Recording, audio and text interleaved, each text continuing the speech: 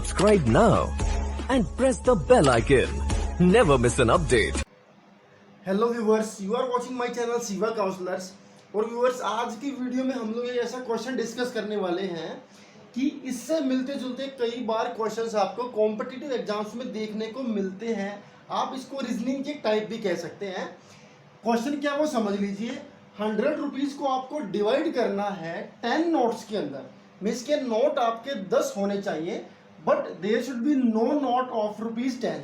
Means के 10 रुपये का कोई नोट नहीं हो, लेकिन टोटलिटी में काउंटिंग में नोट 10 होने चाहिए। तो समझने की कोशिश करते हैं कि ऐसे जब भी क्वेश्चंस आपके पास आए तो सबसे पहले आपको कौन सा स्टेप फॉलो करना है। तो सबसे पहले स्टूडेंट्स देख लीजिए कि सबसे पहले समझिए कितने रुपए को डिवाइड करना है। मीन्स कि आपको 100 रुपीज़ को डिवाइड करना है। तो 100 रुपीज़ को अगर आप डिवाइड करेंगे तो 100 का नोट तो आप ले नहीं सकते, ठीक है, क्योंकि वो तो एक ही नोट में कंप्लीट हो जाएगा। और 10 रुपये का नोट भी यहाँ पर नहीं लेना, ये भी कंडीशन है। तो सबसे पहले आप नोट लिख लीजिए कि 100 तक कितने टोटल नोट होते हैं। 100 रुपीज़ का नोट होता है फ्रेंड्स, 50 रुपीज़ का नोट होता है, 20 रुपीज़ का नोट होता है, 10 रुपीज़ का नोट होता है, 5 रुपीज़ का नोट होता है, 2 रुपीज़ का नोट होता है और 1 रुपये का नोट होता है। तो समझने की यहाँ पर कोशिश करते हैं कि 100 रुपीज़ को डिवाइड करना, मीन्स के 100 तो यहाँ पर ऑप्शन से कट हो गया। उसके बाद 10 रुपये का भी नोट नहीं होना चाहिए, तो मीन्स के यहाँ पर 10 रुपये का नोट भी जो है वो कट हो गया। अभी आप 50 रुपीज़ का नोट ले सकते हैं, आप 20 रुपीज़ का नोट ले सकते हैं, 5 रुपीज़ का ले सकते हैं, 2 रुपीज़ का ले सकते हैं और 1 रुपये का आप नोट ले सकते हैं। तो चलिए अब कोशिश करते हैं। तो 50 रुपये का हम यहाँ पर 1 नोट लेते हैं, क्योंकि सबको आपको पता डायरेक्टली अगर आप 50 रुपीज़ के 2 नोट यहाँ पर लेते हैं तो ही 100 हो जाएंगे। तो आपकी कंडीशन तो फुलफिल होगी ही नहीं। यहाँ पर हम 20 रुपीज़ का भी फिलहाल 1 नोट लेते हैं। फिलहाल आप छोटे नोट को 1 ही लीजिए, क्योंकि आगे चल करके आपको उसमें फेरबदल करना पड़ सकता है। तो स्टेप ये है कि सबसे पहले जो नोट आपको लेने नहीं है उनको कट कर लीजिए। 50 रुपीज़ का एक नोट लिया, 20 रुपीज़ का भी एक नोट लिया। अब हमारे पास टोटल 70 रुपीज़ हो चुके हैं। हमें 30 रुपीज़ को डिवाइड करना है और नोट हमारे पास अब बचे हुए हैं 8। तो 5 रुपीज़ के हम यहाँ पर नोट लेते हैं 5, तो 25 रुपीज़ होते हैं। और नोट हमारे पास हो चुके हैं फ्रेंड्स 7 नोट हमारे पास हो चुके हैं, ठीक है। अब नोट हमारे पास बचे हैं 3 रुपये, बचे हैं हमारे पास 5।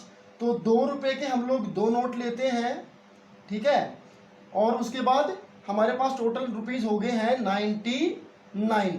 नोट कितने बचे हैं? 1 रुपये का कितने नोट बचा हुआ है? 1। तो 1 रुपये का भी हम लोग एक नोट लेते हैं। तो 99 + 1 = योर आंसर 100। तो 50 रुपीज़ का हमने 1 नोट लिया, 20 रुपीज़ का हमने 1 नोट लिया, 5 रुपीज़ के 5 नोट लिए, 2 रुपीज़ के 2 और 1 रुपये का 1। स्टूडेंट्स एक बात समझ लीजिए, जब भी ऐसी कोई कंडीशन आती है तो जो सबसे बड़े नोट्स इसके अंदर इंक्लूड हमने किए हैं उनको पहले लेस क्वांटिटी में, मतलब एक एक करके लेने की कोशिश करनी है। क्योंकि नोटों की जो क्वांटिटी है वो अगर आपको बढ़ानी है तो जो आपके छोटे वैल्यू के जो नोट है वो उसको इंक्रीज कर पाएंगे। तो ये एक टाइप है क्वेश्चंस की। जब भी ऐसे क्वेश्चंस आपके सामने आते हैं, 200 रुपीज़ को डिवाइड करना है, 500 को करना है, तो सबसे पहले आप वो सभी कैटेगरी लिख लीजिए, 100, 50, 20, 10 के कितने नोट हो सकते हैं। उसके बाद आप कोशिश कीजिए सबसे ऊपर जो वैल्यूएबल नोट है उसको कम क्वांटिटी में लें, उसके बाद ज़्यादा इस तरीके से आपको ये डिवाइड करना है। आई होप कि ये कंसेप्ट आपको समझ में आया होगा। इससे पिछली वीडियो में जीके क्वेश्चंस की जो वीडियो हमने आपके लिए डाली थी उसमें ये क्वेश्चंस स्टूडेंट से पूछा गया, तो बहुत सारे स्टूडेंट्स के कमेंट भी आए थे कि इसके ऊपर एक अलग से वीडियो बना दीजिए, समझा दीजिए कि क्या ये कॉन्सेप्ट है। वीडियो देखने के लिए थैंक्स। और अगर आपने चैनल को अब तक सब्सक्राइब नहीं किया है तो प्लीज़ कर लीजिए, बेल आइकन को भी दबा लीजिए, सो दैट आने वाली सभी अपडेट्स स्टूडेंट्स आपको सबसे पहले मिल सके। Thank you.